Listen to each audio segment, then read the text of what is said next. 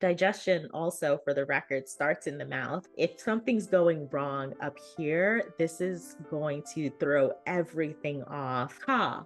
Oh, huh. There's over 100 muscles in this wonderful region that we work with, this orofacial region. If you're not breathing right, you could do all the typical things that you can Google, all of those sleep hacks is what I'll call them, and you won't make any progress. If someone is in their 30s, 40s, 50s, can they still do this and reverse all of what's already been done? When they're having screen time and you're looking at them and they're just mouth agape, red flag. She's ready to write a script for a fourth medication. And I'm like, no, like we're not going to do that. What I want to do is number one thing is going to go back to the nasal hygiene. I think everybody needs to implement nasal hygiene. It's just foundational. We need to breathe. Breathing needs to happen through the nose. How can identifying and treating these conditions change someone's life?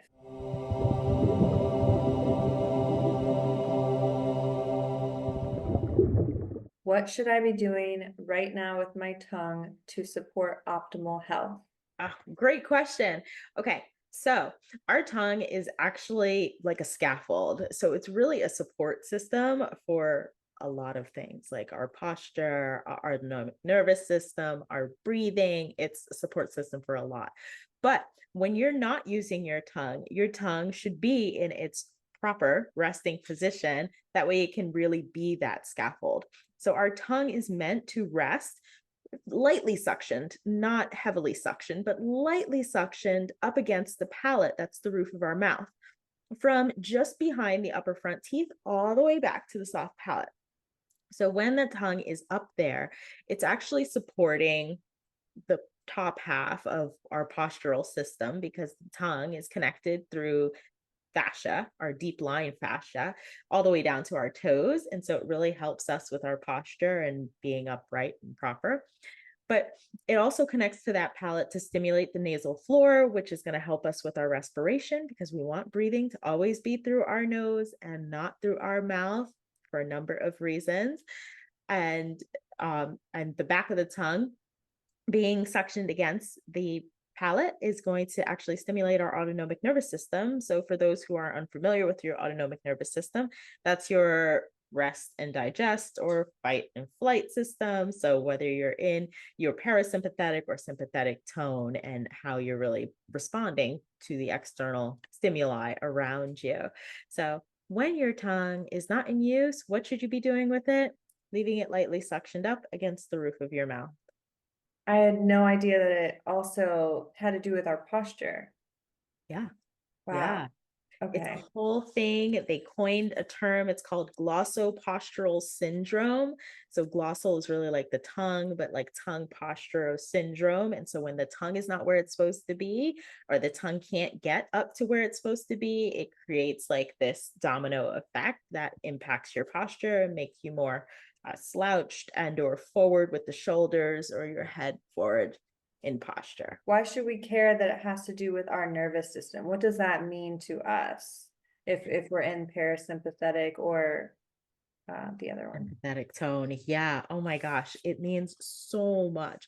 Okay. So that fight or flight, when you're in that system, that's that sympathetic tone, that actually slows down a lot of really important things. It increases your cardiovascular system. So your heart rate will tend to be higher, but it's going to make you more anxious. It's going to make you more fearful. It's going to make you more reactive. It's really not going to allow you to properly digest your food, to really have your cellular system working in optimal function.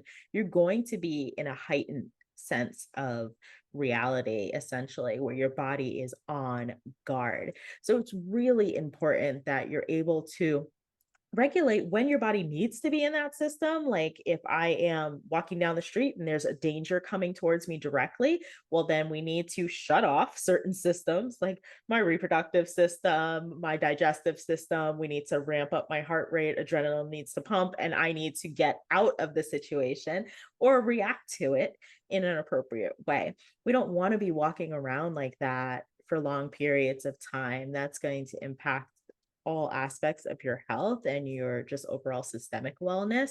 You want to be able to shift into that when you need it, And when you don't need it, to just have your body function in a wonderful state of, just rest. Your work focuses on addressing tongue ties, TMJ disorders, and other orofacial. Is it orofacial or orofacial? That was perfect. Orofacial. Orofacial dysfunctions. So, how can identifying and treating these conditions change someone's life? In so many ways. So I think when people think about health, we think about a lot of other things that are south. I think everybody thinks about health and their body and wellness, unless they're talking about mental health. All other health people really think about from shoulders down. If you're thinking about your cardiac health, you're thinking, okay, my heart is here. If you're thinking about your digestive health, you're thinking, everything is south. But all of that really starts up here. It starts up in the upper respiratory system. So, breath is the foundation for life. When you think about, we can go for weeks without food, we can go for days without water, but none of us can really go any more than a few minutes without air. We need to breathe. That is like the primary function. So when anything is disrupted in this oral facial region, the oral facial region is supporting our upper respiratory tract. You're going to have consequently problems with your upper respiratory tract, problems with breathing, problems with being able to sleep. When you're not breathing well, that's going to have an impact on your cardiovascular system because you can't oxygenate the body properly. And so you're not getting adequate oxygen into your bloodstream. And then that's not taking it to where it has to be in your body. You're not going to heal as well. You're going to have more issues with your digestion. Digestion also, for the record, starts in the mouth. And so if something's going wrong up here, this is going to throw everything off for all the things that we value and are very important lower down with all of our organ systems. There is to date nothing that can't be traced back to some function of the mouth. So health is really top down. And so that's why what I do in the area where I work in is so incredibly important. Because when we're not breathing appropriately, when we don't have our muscles supporting our upper respiratory tract, and that alters our breathing or how our body is able to uptake oxygen, that's going to throw off absolutely every other system in the body. How do we know if we are not using our mouth or using our tongue correctly? Do we need to take note of where it's resting? Say, if someone's listening right now and they're realizing, oh, my tongue is on the bottom of my mouth, not the top. Absolutely. So, if you're able to, if you're driving, don't do this. But if you're able to and you're listening to this, I want you to put your feet flat on the ground. I want you to sit up as right as you can. Or if you're standing, just stand as upright as you can. I want you to close your lips and I want you to take a deep breath in through your nose. And then you're going to take another deep breath out of your nose. And I want you to repeat 3 more times. And I'm just going to lightly talk to you through that. As you're breathing in and out through your nose, I want you to just be very introspective. Take note. Where is your tongue in your mouth? Is your tongue up and against that palate where I mentioned earlier? Is it kind of floating mid mouth? Is it kind of on the bottom? Is it partially up, but not all the way up? So maybe you have the front of the tongue up, but maybe the back is kind of hanging down low. Just take note of where it is. That is the first step, is just having that awareness and understanding where that tongue is resting. Because once you have that, then you know what it is that you need to work on. If the tongue's not where it needs to be, then we know we have to take the steps to get it to where it needs to be. Now, there are some people who have taken on different types of internet challenges like mewing, which is good and bad. It's good because it brought us so much awareness, but it's bad because it's really like overemphasizing one problem. It's like if I said that I wanted to lose weight and then I told you, well, all you have to do is bicep curls. And then you overdevelop your biceps and you really don't get the overall, improvements that you were looking for. So that's my thing with mewing, is that it's not full. But if you have taken on some of those internet challenges, right, and you have gotten your tongue to sit up and you're just more conscious about it, I think a really good first place to start is with some form of conscious breathing. And anytime somebody mentions conscious breathing, people think like, oh, meditation, I can't shut my mind off, like I can't do this. That's okay. You can start with something really simple that I like to call rhythmic breathing. So you just take your tongue, if you can get it in that proper tongue posture, or as close as you can get to that proper tongue posture. What I want you to do is turn on a song that's between 60 to 80 beats per minute. That way you're self-regulating. Like you're not going to go full EDM, and I don't want you to go full folk. You're going to go right in the middle, 60 to 80 beats per minute. Put on a song, and you're going to just breathe. Just be very conscious. Just get your tongue up there. And that's going to be what, 3 to maybe 5 minutes at the high end of most of those songs that would be in that beat range. 3 to 5 minutes of some good conscious breathing and just being aware and very mindful and getting your tongue where we would like it to be, up against the roof of the mouth. Okay, you said to notice where it's sitting and if it's sitting, on the top, but then it falls, or if it's all the way. Okay, so I'm noticing that mine, because I always thought, oh, this is one problem that I don't have. Like, there's so many other things I'm working on, but it's like, yay, my tongue sits in the right place. But now, so it's at the top of on the roof of my mouth, the tip of it, but then it does fall. Is that not ideal? It's not ideal. And then you know that you need to work on the back of your tongue. So the back of your tongue probably needs more engagement. And sometimes some people can't get their tongue engaged up there because they might be tongue tied. So that's where that tongue tie thing comes in, where that string of tissue that's underneath the tongue, everybody has one, and you will even have one post tongue tie release. The body regrows another one. So it's just a string of tissue, connective tissue that connects the floor of the mouth to the base of the tongue. And that may, for some people, be very short, very tight and restrictive, and it disable you from being able to get that tongue in the back all the way up. So that might be part of why it's down. Sometimes it's just a muscular thing where your muscles just aren't really developed back there. A really great way for you to really exercise it or to get more mobility out of the back of your tongue is to use sounds. So the G sound, like GA, ga, actually lifts the back of our tongue. Ga, ga, ga, and the K sound as well. So like Ka, ka, ka, ka. Oh, oh. Yeah. And so that's a really great way if you're finding that your tongue is kind of half down, half up, to start engaging the back of the tongue. That way, hopefully, you can get it to be up there. So you established the Myo Spot. Yes. Could you explain what that is? The Myo Spot is my private practice where I do myofunctional therapy. I work with clients all over the place. I am in person though in Florida, in West Palm Beach area, like a 25-mile radius of there. I do home visits. And in New Jersey, in central New Jersey, I really go a lot further in New Jersey than just the 25-mile radius. But I see people all over the globe with telehealth and tele-therapy, I should say. I think that the beauty of COVID, that, I don't know, there were very, very few silver linings to that, is that we all kind of learned how to embrace technology and do this distance thing. And so, yeah, I love the work that I do and that I'm able to access more people and to bring that help to more people. And so, MyoSpot is just a wonderful way for me to fulfill my goal of having a world where there are no people that are struggling with their tongue posture or their oral facial function. What inspired this for you? How does someone get this interested in the tongue? That's a really good question because I had no interest in the tongue up until it was my children.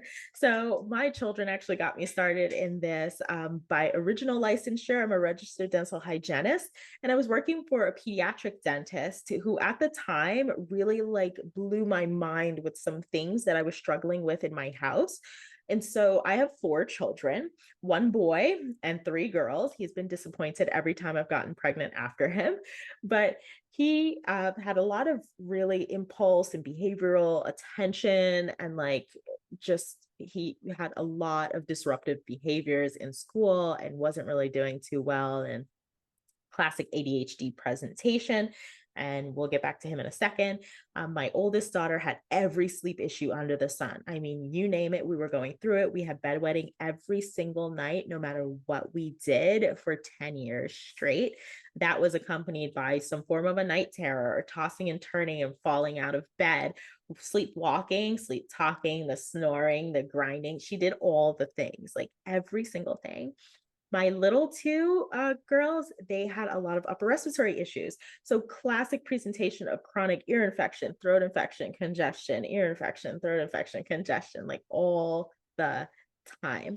And anytime we would go to the pediatrician, a lot of these things were just kind of like, like the sleep issues, they'll outgrow it, or all the kids are getting ear infections and throat infections, or don't worry, we can always medicate your son for the ADHD.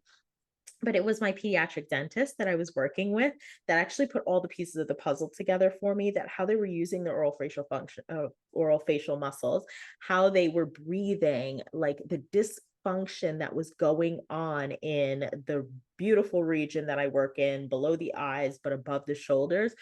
That dysfunction was contributing in many different ways. It manifested differently in these children who are genetically similar to ADHD, or what we thought was ADHD, but it was actually a misdiagnosis in my son. And so I regret 2 years that we spent medicating him, only to find out that we got relief once we started working on how he was breathing.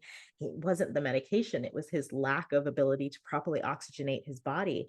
My daughter and her sleep issues, all of the sleep issues stemmed back to her not being able to adequately breathe, especially at night. And then my younger two, ear, congestion, throat, that's all that upper respiratory system. It's all connected.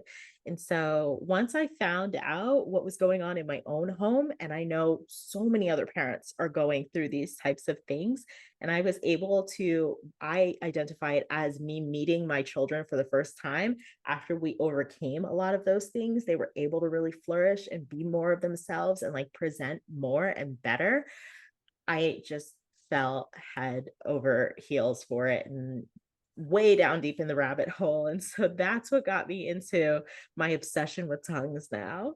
That's incredible that you took that route and that you figured out what this underlying cause was for all these different symptoms. So obviously those are some common signs, I'm guessing, to orofacial dysfunction. Yes, some very clear classic signs. I think some people might even hear that as an adult and you're like, "Oh, that was my whole childhood," or like, "I really resonate with that." A lot of times when it's not resolved in childhood and you don't see resolution in some of these hyperactivity or poor sleep or upper respiratory, frequent things, it just compounds as we get older. It turns into obstructive sleep apnea when you're older. It turns into TMJ problems when you're older. It turns into having to have orthodontic treatment or braces multiple times when you're older because your teeth can't sit in the same place. Like it turns into all these different things as you age. So, yeah, those are definitely some common signs with children. And when you get older, it just becomes something much bigger. That those could be prevented if this was addressed earlier on. Yes, absolutely. Absolutely. Children are so malleable, and it's amazing and wonderful that you can make these changes that will last them for a lifetime because we're changing their function on a neurological level. So it's like cognitive changes to how the muscles are going to function. And that helps to prevent what could be later on down the road something bigger. Now, if someone is in their 30s, 40s, 50s, can they still do this and reverse all of what's already been done, or are there greater measures that they'll need to take? Great question. It really depends on like a person to person basis. It's never too late and you're never too old to do myofunctional therapy. We can always change things that have been 30, 40, 50 years a habit and a pattern for you. It just takes longer, right? Like a 5-year-old, super easy to change patterns in a 5-year-old. A 50-year-old, much more difficult. So it takes a little bit longer, but you do see changes. And then sometimes because, we're more stable in our structures.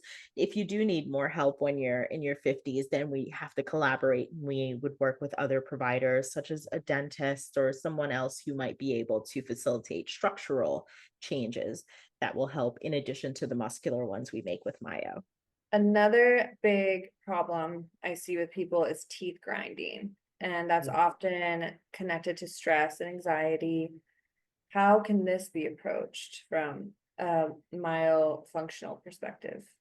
Yeah, I love this question because I think there's so much we know and so much we don't know. So when it comes to grinding and clenching, or otherwise combined, they're referred to clinically as bruxism, it is something that when you look at the many different ways why it might be occurring, there are a lot of different hypotheses out there. But one that I've found to be most prevalent, especially in my clinical experience, is that there's some form of orofacial dysfunction when the body is not receiving its support, its foundational support. So you think of that tongue like where it's supposed to be in its posture as a scaffold. When we're not getting that support and stability, we compensate in some way. So, like clenching sometimes is the jaw trying to provide that stability. It's the teeth coming together and trying to provide that stability. Or when that tongue is not where it's supposed to be up against the palate, then sometimes in the back, it's sitting back and down in the airway. And so that's impinging on the breathing as well. And so when we don't have the tongue postured where it needs to be, we find the body is compensating. And so whether it is clenching or it's grinding to move that mandible forward so that you can take a good breath in, and then the mandible shifts back, and then it's this process of continual repetition, just trying to breathe and stabilize that airway, that if we're not addressing the oral dysfunction that's going on, that's causing these issues to perpetuate themselves, then we're going to find that it winds up becoming more and more of a habit, or more destructive of a habit, where we're breaking down the teeth. So being able to work on the oral facial function and the muscles, we're providing a foundational support that really does stabilize. And for a lot of people, if it doesn't eliminate the grinding or the clenching, it definitely reduces it significantly. I have recently gotten into facial massage, and there's some intraoral work I that's love that. done. Yeah, okay, that's what I want to know. Is what are your thoughts on that? I mean, we put on gloves and you're doing all kinds of weird things, and I had no idea that there were all these spots in our mouths that we need to give attention to, and that hold this tension. And so I'm guessing this is linked with the tongue as well. Absolutely. So there's over 100 muscles in this wonderful region that we work with, this oral facial region. And so you have to support them. I'm a big fan of manual therapy, of body work, of massage, of being able to get in there and to work through some of the muscle tension and some of the knots that are in there. Now, what helps that work to stick is also doing functional work that goes along with it, right? Like if I have back problems and I get knots in my back, but then I pick up heavy boxes and I'm never using my legs, I'm always using my back, and I'm just perpetuating that same knot, that same tension, that same, dysfunction, that's not going to help no matter how many massages I get. I can go for a massage every single day. It's never going to stick. And so with intraoral massage, like if you want those results to stick, you've got to pair it with some functional work. That way, those muscles are where they're supposed to be, and you can get the lasting impact of the manual therapy. But I'm a big, big fan of doing it. Like, don't stop doing that. Okay, great to hear. Another question that I have not been able to ask anyone, so happy that we're having this conversation. Does it matter what you're eating? Because I mean, several years ago, I was vegan, raw vegan, drinking a lot of smoothies and eating salads. And now I'm more animal based and I eat steak frequently. And so I'm using my masseters very frequently. And so I'm wondering, is that causing more tension there, that then I need to go and I need to do the exercises to undo that? Or does it not matter? is the same amount of stress and tension held in the jaw, and it doesn't matter necessarily what we're chewing? I think it matters. That's a fantastic question. I don't think I've ever been asked that. And so I appreciate you asking that. That is a wonderful way to continue the work that we do. So I'm always encouraging chewing. We find that a lot of people that have dysfunction aren't chewing hard or chewy or tough foods. Those foods are what's really helping to stimulate the jaw to really encourage great craniofacial like structure. And so you'll find that working the jaw is actually better than not working it. When people have jaw issues and jaw problems, they think, oh, I've got to stop chewing hard things or I've got to stop working out my jaw. It's actually the exact opposite that's true. You really should be putting more effort into the jaw, and that sometimes it's really just atrophy of it not being worked. That's part of the problem. And so you've just got to work it out. But there's a method to the madness. You don't just, jump from not having hard foods to all the time hard foods. It's a gradual buildup, but it is absolutely a big, big part of things. So it's wonderful that you're chewing the tougher, harder things now. That I actually have a similar background to you. Like 2 or 3 years ago, I was totally vegan too, but now I have more of like a mixed diet where I'm eating all sorts of tougher and harder, crunchier foods and meats. Okay, amazing. So you went with option number three, which I didn't even think of, is that this could actually be beneficial that you're chewing. I thought I'm making more work for myself. So, but what am I gonna do? Like I need to pick either, this is like the optimal diet for me right now. So I guess I'm just gonna have to do more massages on my face. But that's great to know that it's actually benefiting the structure and everything that we need. Yes, Yeah. you are on the right track. You wrote a book, Accomplished, which focuses on sleep and burnout. What inspired you to connect these topics with your work in oral wellness? I think that there's so much going on in this information age. There's so much that we're exposed to. We get so much information. Some of it's very contradictory. There are 80 different ways that you can solve a problem. Sometimes it's like a sound therapy thing, or it's like remove yourself from a certain energetic force, or it's all sorts of things, right? So I think I wanted to bring something very similar that would just connect us all, like sleep, productivity, burnout, like these are very common things. I wanted to approach it from a space where we could all understand that wasn't going to overcomplicate things and make it very streamlined and just open for as many people as possible to understand the message. So by connecting sleep and productivity in the book Accomplish, I think I really, my goal was to help people understand how these two are connected and how it's connected in a way that nobody has ever really brought together before. When we think about sleep, when we think about productivity, we think about, oh, we've got to sleep for 7 to 8 hours every night. If you're not sleeping for 7 to 8 hours, it's because you don't have the right mattress, or you don't have the right pillow, or your temperature of your room is not correct, or you ate too close to bedtime, or you're on your phone and whatever. All of that, all of that, just throw that out the window.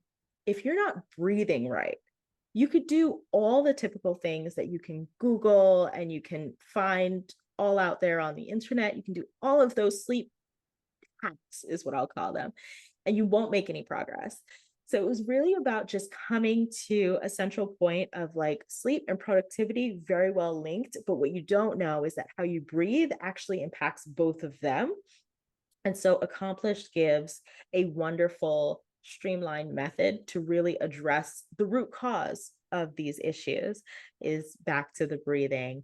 And so in there, I talk about my care plan. It's an acronym CARE, and it's how we can all get back to a wonderful, productive life where we're, sleeping better, eliminating burnout, and executing goals.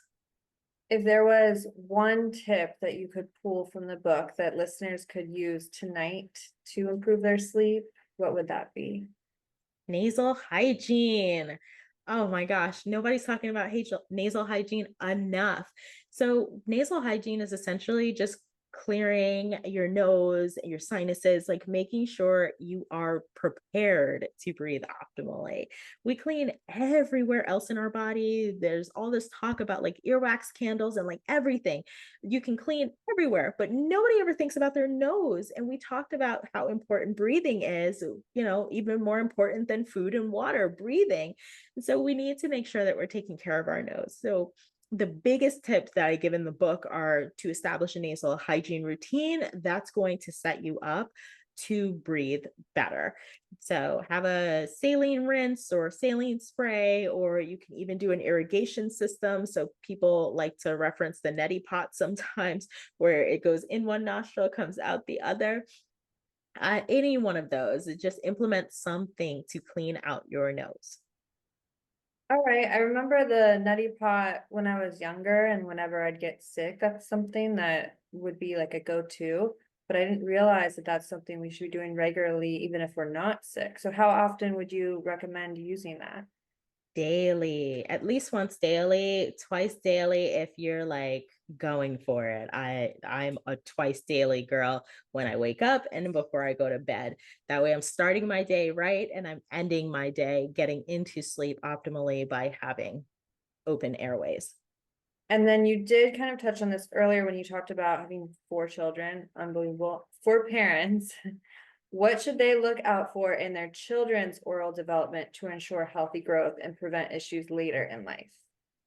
So some parents aren't watching their children sleep, and I have to admit I was one of those too. Like I did not know that more of my children than just the one that had all the sleep issues had sleep issues. I'd like to keep this like as simple as possible. That way people know things that they can really, really spot without having to like stand over their kids at night, like the creepy parent. Um, if you notice that your children's teeth are crowded, like if their mouth is really small and you notice their teeth are really crowded, that's a big sign. If there's not enough room for the teeth to sit optimally, there's not enough room for that tongue to sit optimally on the roof of the mouth. If you notice that their mouth is open frequently, the tongue is not going to rest up against the roof of the mouth with the mouth open. And so you know that the tongue is going to be low and most likely it's going to be forward if their mouth is open at rest. So when they're having screen time and you're looking at them and they're just mouth agape, red flag, absolute red flag. Teeth crowded, that's a red flag. If they are lethargic during the day or hyperactive during the day, because kids are a little bit different than adults. Sleepy children tend to be more hyperactive. They tend to get really wired. Sometimes you might be at like a party or an event and you see the kids and they're just running around and you're like, oh man, they must have had a whole bunch of sugar or they're just like really amped up. They're going to sleep well. Those are very, very tired children. Children get ramped up. Adults, we get fatigued. So when we don't sleep, we're drained. They don't sleep, they're ready to go. And so those three are like big things. Like if you're really watching for those simple signs, I think you'll notice. What about excess drooling? I have a nephew who's a toddler now, and he's a twin, and his twin doesn't do it, but he does. And so you'll often find, drool on his shirt. Would that be something that could be looked at from the perspective of the tongue, or Absolutely. And a lot of times that accompanies that open mouth posture. So they have poor salivary management, is what I would call that drooling, where they're not really swallowing their saliva. What they're doing is they're just allowing it to pool out from their mouth. Probably, I would assume that they're a messy eater as well, because that's also another sign is that they're unable to really manage their food properly too. So the saliva is dripping out, sometimes food is coming out the wrong way. can you share a success story from your practice that highlights the transformative power of addressing oral wellness? Yeah, would you like from a child's perspective, because I can dive a little deeper into my son's issues, or do you want from an adult perspective? I want all of them. Can you do one of each? Yeah, let's do one of each. Okay, let's start with my son. My son, from when he was very, very little, we started out with kindergarten. The kindergarten teacher would tell me all the time he would be distracted. So they'll sit down for circle time, and like the little dust flutters that you can see when they're like a ray of light through a window. He would get stuck on that. And so he would watch them just lightly fall, and you can see his eyes gazing. And what she's like, that's the only time he's attentive. Outside of that, you can't get him to pay attention to anything. He won't sit still, he won't whatever. I'm like, okay, lady, but he's 5. And so, like, aren't all 5-year-olds like this? First grade teacher, same thing, very inattentive, can't get him to focus on a task, whatever. But I'm like, okay, lady, he's 6. Like, relax, he's gonna be fine. Second grade teacher, third grade teacher, and like, you can only play that game of like, okay, but he's 7, he's 8, he's 9 for so long. So right around 5th grade, it was not looking very good. Like, we could not ignore this any longer. We waited 6 months to go to the best pediatric neurologist in New Jersey, where we were living at the time, and we spent maybe 10 minutes with her, 10 to 15 minutes with her. She had a sheet. She said, is he going through this, and this? Boom, ADHD, just diagnosed just like that. We waited months for that appointment. And so she gave us a prescription for, a stimulant, and we gave him that. And it really just didn't do very much of anything. Like, it felt like nothing happened. He would take the medication every day, and school was still the same. We saw her every 6 months. And so, over a course of a year and a half, we went through 3 different medications. And coming up on our next visit, I had discovered everything with myofunctional therapy and how he's breathing, and that there might be deeper issues to this than just he needs medication. So we go to that appointment, and she's ready to write a script for a 4th medication. And I'm like, no, like, we're not going to do that. What I want to do is I want to test his sleep. And she immediately, like, before I could get the full word sleep out, immediately stops me. It's like, whoa, whoa, whoa. You never told me he had problems with his sleep. Like, I wish you would have told me. And she just, at that point, began to word vomit and confirm things that I had already knew at that point from my pediatric dentist, and then like all the research that I did afterwards. But there is this strong overlapping connection between sleep and ADHD. And when children aren't getting sufficient sleep, so sleep deprived children, and the presentations and signs and symptoms of ADHD have a 70% overlap. Okay. So there's a large possibility in a lot of children that are diagnosed with ADHD that it's not actually ADHD, that it's a sleep issue. So we took my son for a sleep study, and he had a sleep issue. He had sleep disordered breathing. And so he wasn't sleeping properly, wasn't able to oxygenate properly. And we did myofunctional therapy, and we changed his diet. But between those two, the diet and doing the myofunctional therapy, it was like night and absolute day. I mean, he was sleeping so soundly, his grades improved. He went from being a child that wasn't going to finish 5th grade because it was looking like he might have to repeat it, to a really brilliant child. At 17, he graduated a year ahead of all of his peers.